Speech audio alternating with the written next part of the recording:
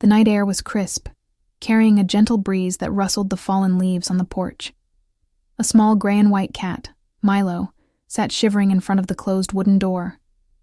His green eyes reflected the dim glow of the street lamp, his tiny body curled up against the cold. He let out a soft, desperate meow, a plea to be let back inside. Inside the house, Lena sat on the floor, her arms wrapped around her knees.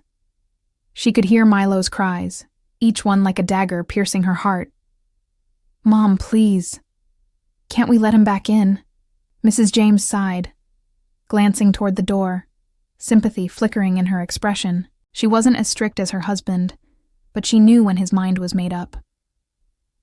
"Lena, your father has decided. We can't keep a cat that ruins the garden," she said softly. "But he's just a baby.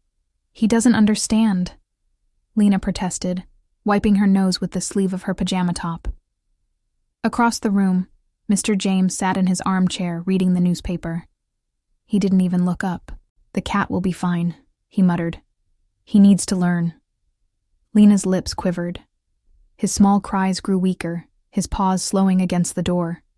He didn't understand.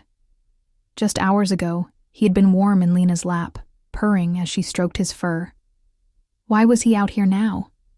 His stomach growled, but there was no warm bowl of food waiting for him tonight. Lena couldn't take it anymore. She rushed toward the door, her hand on the handle, ready to open it. "Lena, don't."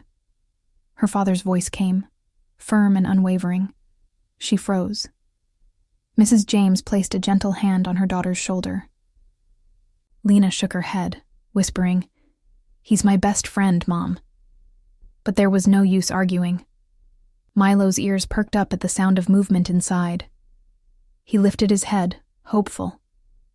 But then, darkness. The porch light flicked off. The house was silent. Milo let out one final weak meow before lowering his head back down.